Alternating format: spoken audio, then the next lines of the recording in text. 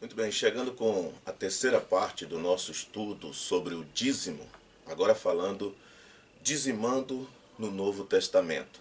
Já vimos no primeiro vídeo o dízimo antes da lei, o exemplo de Abraão, que deu o dízimo dos despojos de guerra, o exemplo de Jacó, que fez um voto e cumpriu 20 anos depois. Vimos também no segundo vídeo o dízimo debaixo da lei, quando foi instituído por Deus como uma forma de adoração e também de sustento para os levitas, a tribo que não recebeu herança entre as demais e que por isso trabalhava para o Senhor nos serviços sagrados e era sustentada pelos dízimos das 11 tribos que plantavam, produziam, tinham terras e podiam dizimar. E vimos também que o Senhor cobrava em Malaquias 3:8 a respeito dos sacerdotes que roubavam a Deus nos dízimos, 3 tipos de dízimos: o dízimo para os levitas, o dízimo dos festivais e o dízimo para os pobres. E nas ofertas, ofertas pacíficas, oferta de paz, ofertas de manjares, oferta pelo pecado, pela culpa e tantas outras que eram, na sua grande maioria, sacrifícios de animais. E podemos ver que o sacrifício de animais, os sacrifícios de animais foram extintos na cruz do Calvário pelo sacrifício de Cristo, e também entendermos que o dízimo, que fazia parte do mesmo sistema, também ficou. Agora vamos ver a ideia do dízimo no Novo Testamento. Sabemos que somos cristãos, aceitamos a Jesus, não nascemos na nação de Israel, não fomos incluídos no pacto do Sinai, mas fomos enxertados na oliveira verdadeira através do pacto do Calvário. E a gente vai entender agora o que o Novo Testamento diz a respeito do dízimo. Acompanhe conosco aí. Primeiro gostaria de fazer uma ressalva. Nós conhecemos como Novo Testamento de Mateus a Apocalipse. Mas se analisarmos exatamente o que está nos evangelhos, vamos perceber que os evangelhos, Mateus, Marcos, Lucas e João, deveriam fazer parte do Antigo Testamento. Por quê? Porque expressam ainda o período da lei, quando Cristo, na verdade, vem para trazer a novidade do novo pacto, mas que ainda estava em vigor o Antigo Pacto. O novo pacto só passa a vigorar a partir da morte de Cristo na cruz, quando ele com o seu sangue inicia a nova aliança. Por isso a gente precisa ter um entendimento melhor a respeito disso. Mas conhecemos aí o Novo Testamento de Mateus a Apocalipse. E vamos analisar as citações que a Bíblia traz nesse Novo Testamento de Mateus a Apocalipse sobre o dízimo. Para surpresa, apenas 4 textos falam de dízimo no Novo Testamento. Para você ver que não era uma coisa segmentada para a igreja. Mas nós vamos examinar esses textos um por um. E você, claro, vai acompanhar conosco. Muito bem. A coisa mais interessante sobre o conceito de dizimar debaixo do Novo Testamento é que quase não aparece. Quase não aparece o termo dizimar no Novo Testamento. Nós vamos ver aí 4 passagens bíblicas que são as únicas, 4 únicas, que tocam no assunto. E poderemos ver que nenhuma delas dá base para as igrejas exigirem dos crentes debaixo da nova aliança a obrigatoriedade do dízimo. Analise comigo, pegue um lápis, um papel, uma caneta, anote os textos, abra sua Bíblia, confira comigo. Não vá simplesmente pelo que eu estou dizendo. Vá pela Bíblia. Faça um estudo apurado do que nós estamos falando. O primeiro texto você pode conferir conosco aí na tela. Mateus capítulo 23. Mateus capítulo 23, versículo 23. A palavra de Deus nos diz assim: Ai de vós, escribas e fariseus hipócritas, pois que dizimais o hortelã, o endro e o cominho, e desprezais o mais importante da lei, o juízo, a misericórdia e a fé. Deveis fazer, porém, estas coisas e não omitir aquelas. É um texto esclarecedor, a depender do que você queira enxergar nele. As pessoas que defendem que o dízimo é cobrado de forma legal dentro da nova aliança, pegam esse texto e enfatizam que Jesus falou aos escribas e os fariseus que eles deveriam dizimar, mas não deveriam esquecer do restante das coisas da lei. Ora, 2 pontos precisamos observar. Primeiro, Jesus falou para quem? Assim como nós analisamos Malaquias 3, de 8 a 12, para quem Deus falou? Nós precisamos analisar. Jesus falou isso em Mateus 23, 23, para quem? Para os fariseus. Quem eram os fariseus? Os fariseus eram os religiosos da época, líderes que se vangloriavam de serem defensores exímios da lei. E os fariseus viviam debaixo do regime da lei. Logo, eles tinham a obrigação de cumprir a lei. Já vimos no segundo vídeo que o dízimo era da lei, logo Jesus estava cobrando deles que fossem perfeitos, assim como eles cobravam dos demais. A gente sempre vai ver Jesus combatendo, censurando, criticando os fariseus, porque algumas vezes são chamados de sepulcros caiados. Aqueles que por fora estão bonitos, mas por dentro cheio de ossos podres. E os fariseus se preocupavam em fazer longas orações em pé nas praças para serem vistos, em dar esmolas para serem agraciados pelos homens.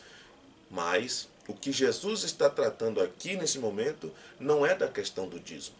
O que Jesus está tratando neste momento é da hipocrisia dos fariseus. E mais uma vez a gente volta na questão que o texto nos dá base para o que já falamos no primeiro vídeo e no segundo vídeo. Veja que o dízimo era hortaliças. O texto deixa claro aí: ai de vós, escribas e fariseus hipócritas, pois que dizimais a hortelã, o endro e o cominho.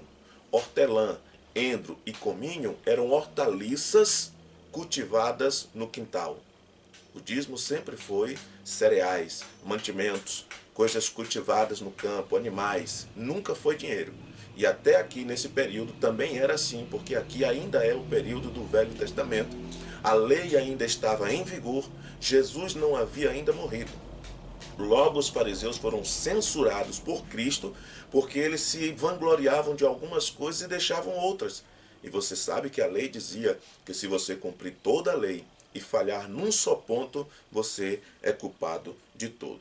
Então vemos aqui que são ervas, né, que serviam de condimentos, produto do campo. O dízimo nunca foi dinheiro, nunca foi. O dízimo foi transformado em dinheiro no ano 785 pelo rei Carlos Magno para a Igreja Católica custear as cruzadas que elas faziam. Nunca na história da Bíblia você vai ver o dízimo sendo cobrado, taxado em dinheiro, 10% do seu salário. A Igreja Católica, no ano 785, foi quem fez essa determinação, a princípio para as cruzadas, depois se taxou os cristãos que faziam parte desta denominação, e assim ficou até os dias de hoje, mas hoje já houve mudança. O Papa que aí está já decretou, os católicos, a maioria nem sabe disso e nem se apercebe, mas já decretou também que o dízimo não é obrigatório. A Igreja Católica criou, a Igreja Católica já cancelou e as igrejas cristãs continuam usufruindo desse benefício, cobrando o dízimo dos fiéis. Então vemos aí, a lei ainda estava em vigor. Jesus falou aos homens que viviam debaixo da lei. Jesus não falou aos gentios. Jesus falou a um fariseu, judeu, observador da lei, no período em que a lei estava em vigor. E a gente precisa levar isso em consideração.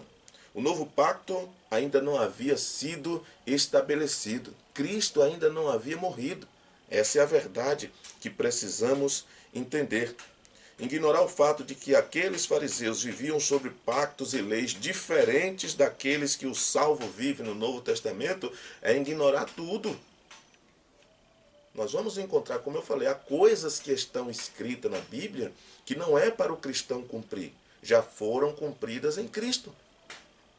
O erro de muitas igrejas é pegar coisas que estão escritas na Bíblia, que já se cumpriram, ou que foram escritas para Israel, ou que ainda vão se cumprir em Israel, e querer atribuir à igreja.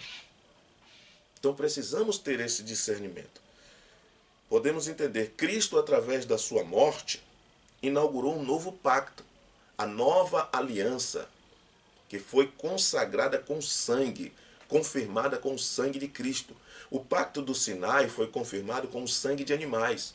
Está lá em Êxodo, capítulo 19 em diante, até o 24. Depois de Deus falar todas aquelas palavras, de trazer os mandamentos, as ordenanças, os estatutos, o capítulo 23, 24, o povo aceita aquele pacto, animais são mortos, o sangue daqueles animais são espargidos sobre o livro da lei, sobre o povo, sobre os utensílios, e ali o pacto é confirmado.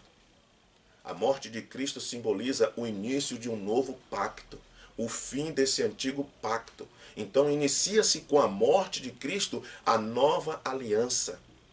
Aí, a partir desse período, nós não encontramos mais a menção da obrigatoriedade da lei mosaica, mas sim agora a lei da liberdade em Cristo Jesus, que nos libertou da lei do pecado, como ensina Romanos, e nos transportou para o reino da sua luz. Assim efetivando uma mudança na lei. Podemos ver aí Lucas capítulo 22, versículo 20. Semelhantemente tomou o cálice depois da ceia, dizendo: este cálice é o novo testamento do meu sangue, que é derramado por vós. Lucas capítulo 22, versículo 20. Jesus se preparando para a morte e confirmando que o cálice, ou seja, o sangue dele, era derramado por vós e por todos os homens, e era o novo pacto, o novo testamento, o novo concerto agora entre Deus, na pessoa de Jesus, e toda a humanidade. O primeiro pacto foi feito entre Deus, tendo Moisés como mediador, e a nação de Israel. O segundo pacto, que é um cumprimento da promessa feita a Abraão, Gênesis capítulo 12, da tua descendência virá um que abençoará todas as famílias da terra. Esse pacto é confirmado em Gálatas, quando diz que esse é o descendente de Abraão, o Cristo, lá no capítulo 3. O descendente de Abraão é o Cristo, no qual se cumpriu a promessa de abençoar, através do descendente de Abraão, todas as famílias da terra. Aí nós entendemos o que Jesus quer dizer aqui, quando ele diz em Lucas capítulo 22, versículo 20. Semelhantemente tomou o cálice depois da ceia, dizendo: este cálice é o novo testamento do meu sangue, que é derramado por vós. Confirmando com Lucas, nós podemos ver também em Hebreus capítulo 7, versículo 12. Porque, mudando-se o sacerdócio, necessariamente se faz também mudança da lei. Hebreus, capítulo 7, versículo 12. Mudando-se o sacerdócio. Lembra do primeiro exemplo que citamos no primeiro vídeo, do dízimo antes da lei? Abraão. Abraão deu dízimos dos despojos de guerra. A quem Abraão deu dízimo? A Melquisedeque, que significa rei de Salém, rei de paz. E Hebreus vai trazer, mostrando, o último texto do Novo Testamento falando sobre o dízimo, a gente vai ver, mostrando a superioridade de Cristo sobre o sacerdócio levítico. Aqui ele traz uma comparação, que havendo mudança de sacerdócio, necessariamente se faz também mudança da lei. A lei foi dada 450 anos depois que a promessa foi feita a Abraão. E Gálatas 3,19 diz que ela foi dada por causa das transgressões, mas tinha uma data, até que viesse o descendente. Quem é o descendente? Cristo. Logo, quando Cristo veio e morre na cruz do Calvário, derramando o seu sangue, selando um novo pacto, a lei é mudada, a lei é alterada. E aquilo que era obrigatório para os judeus, agora inicia-se um novo projeto, porque na pessoa de Cristo se cumpre todos os requisitos da lei. Todos. E aí, aquilo que era impossível aos gentios, porque estavam fora das promessas, fora das alianças que pertenciam única e exclusivamente à nação de Israel, foi possível aos gentios. Cristo, dos dois, gentios e judeus, faz um só, ambos aceitáveis diante de Deus.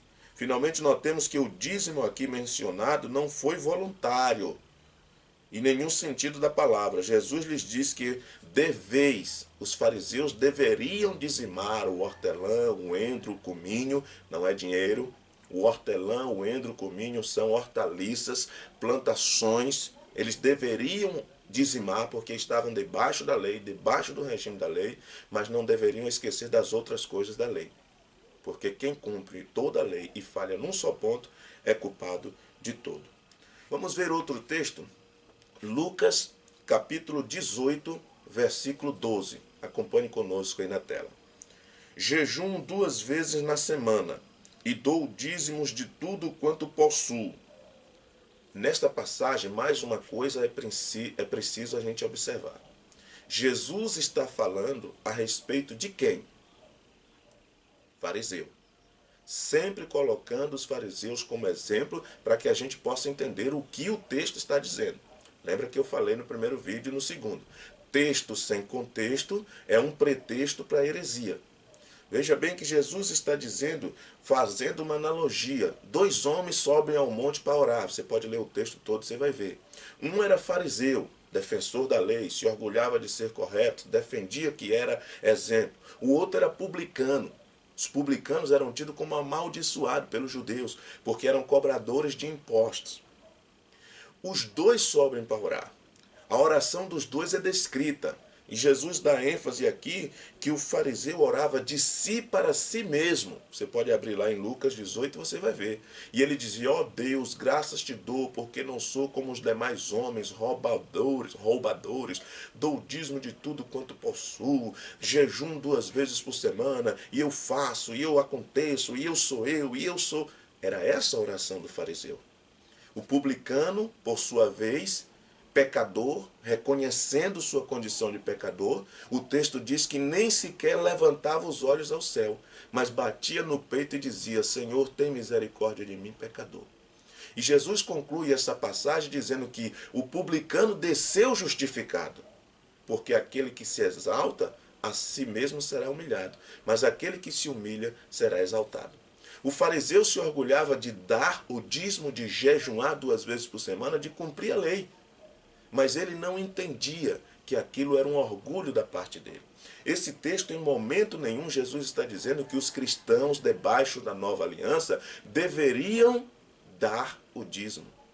Seriam obrigados. O que Jesus diz aqui é que o fariseu se orgulhava de dar o dízimo. Então a gente pode ver que os textos que se encontram no Novo Testamento não trazem confirmação de que é correto as igrejas cobrar o dízimo. Repetimos aí, Cristo está falando acerca de um fariseu que dá o dízimo ao tempo em que vivia sobre a lei de Moisés, que era obrigatório se dar o dízimo. Mesmo estando escrito aí no Novo Testamento, esse período ainda é o período do Antigo Testamento. Cristo é o último profeta. Cristo é o último sacrifício. O Antigo Testamento só se conclui quando Cristo morre na cruz, derramando o seu sangue. Aí inicia-se a nova aliança, como lemos em Lucas. Este é o cálice do meu sangue da nova aliança.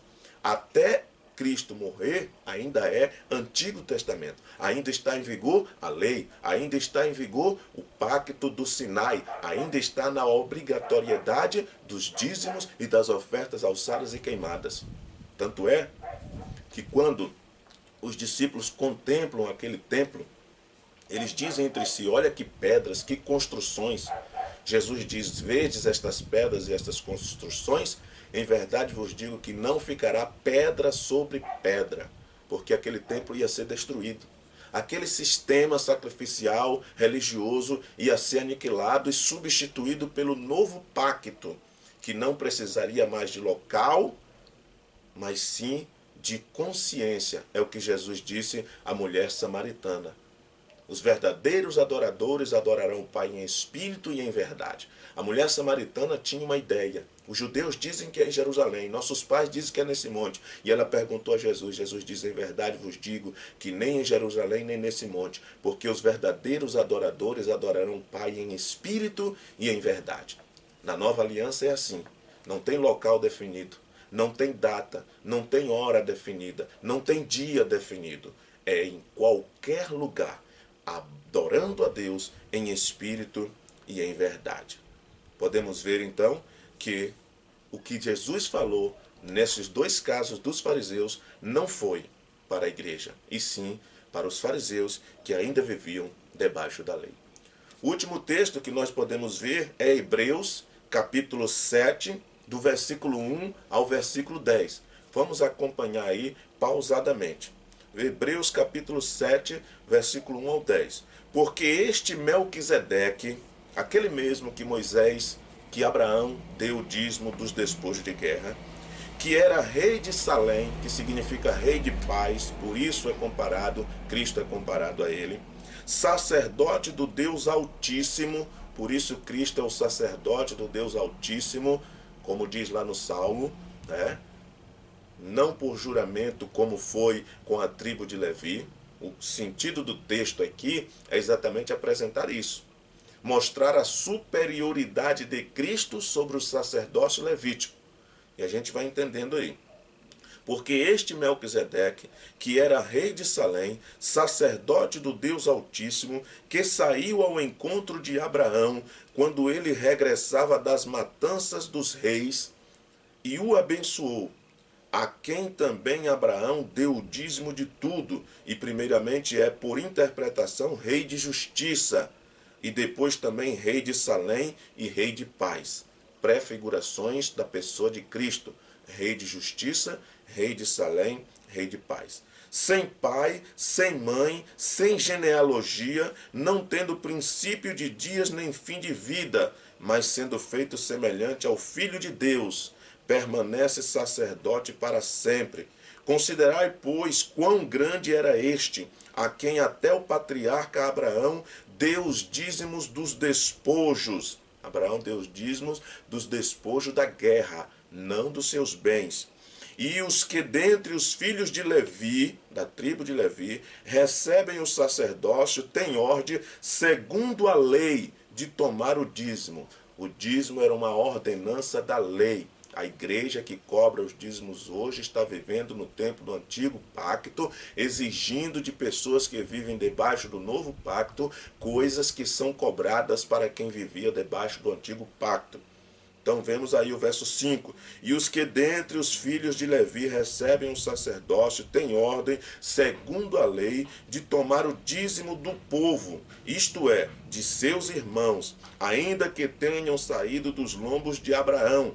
O verso 6. Mas aquele cuja genealogia não é contada entre eles, tomou dízimos de Abraão e abençoou o que tinha as promessas. As promessas foram feitas a Abraão lá em Gênesis capítulo 12, verso 3 em diante, que da descendência dele viria um que abençoaria todas as famílias da terra.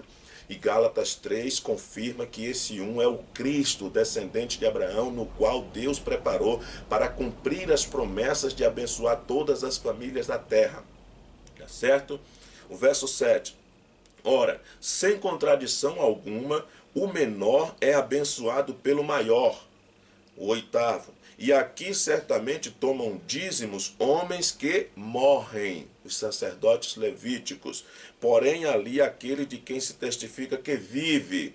Exatamente o Melquisedeque, que é a prefigura de Cristo. O sentido do texto é mostrar a superioridade de Cristo sobre o sacerdócio levítico. Não perca isso de mente. O verso 9. E por assim dizer, por meio de Abraão, até Levi, que recebeu dízimos, pagou dízimos, porque ainda ele estava nos lombos de seu pai, quando Melquisedeque lhe saiu ao encontro.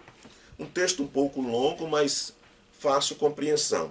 O sentido do livro de Hebreus nunca foi falar de dízimo.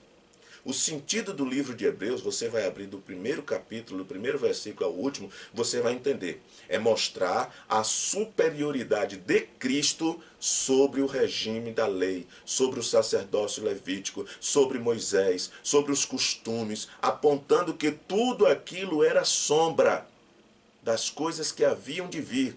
E Cristo é a realidade dessas sombras. O sentido do livro de Hebreus é esse. E o texto em questão que nós lemos, Hebreus 7, de 1 a 10, aborda a questão dos dízimos exatamente para mostrar que os sacerdotes receberam a ordenança segundo a lei. É o que diz aqui no versículo 5. Os que dentre eles, os filhos de Levi, recebem o sacerdócio, têm ordem segundo a lei de tomar o dízimo. A ordem é segundo a lei, não é para a igreja. Hebreus não está dizendo que a igreja deve continuar tomando dízimos. Hebreus está dizendo que os sacerdotes levíticos receberam, segundo a lei, a responsabilidade de exigir o dízimo do povo. Esse é o sentido. Nesta longa passagem, o objetivo do autor é exatamente esse: mostrar a superioridade de Cristo sobre o sacerdócio levítico. E as suas formas judaicas de adorar, repletas de sacerdócio, templos e sacrifícios. E tudo isso iria passar. Os sacrifícios iriam ser extintos. Por quê? Porque o sacrifício perfeito ia ser realizado na pessoa de Cristo.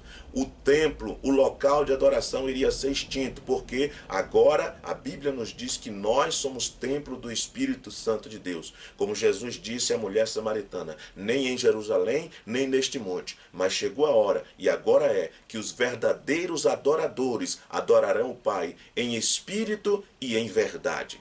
E é este que o Pai o procura. Levi pagou dízimo a Melquisedeque. Levi nem existia ainda, mas ele faz uma alusão que Abraão pagou. E a linhagem de Abraão, consequentemente, acabou pagando também esse dízimo, até os dias em que foi obrigado, sendo requerido conforme a lei. Aí você vê a totalidade do ensino do Novo Testamento sobre o dízimo. Não há sequer uma única vírgula que insinue que a igreja deve continuar exigindo dízimos no novo pacto. O que as igrejas fazem hoje está completamente fora da vontade de Deus, do contexto bíblico. O Novo Testamento não estipula um valor, não estipula um percentual. Ele fala de dadivar, de ofertar. E a gente vai trazer isso no nosso próximo vídeo, sobre o dadivar no Novo Testamento. E você vai poder entender como contribuir, como ajudar, como ser agradável a Deus com o seu dinheiro, com a sua contribuição financeira. Não é dando dinheiro para os gulosos que vivem tragando das pessoas, adulterando a palavra de Deus. Esse sistema religioso que existe não está no contexto bíblico. Ele é um contexto extra-bíblico. E nós vamos aprender um pouco mais sobre a dádiva, de dadivar, de ofertar, de ajudar os pobres, de ajudar os que pregam o evangelho. Aguarde o nosso próximo vídeo sobre o dadivar no Novo Testamento. Que Deus nos abençoe.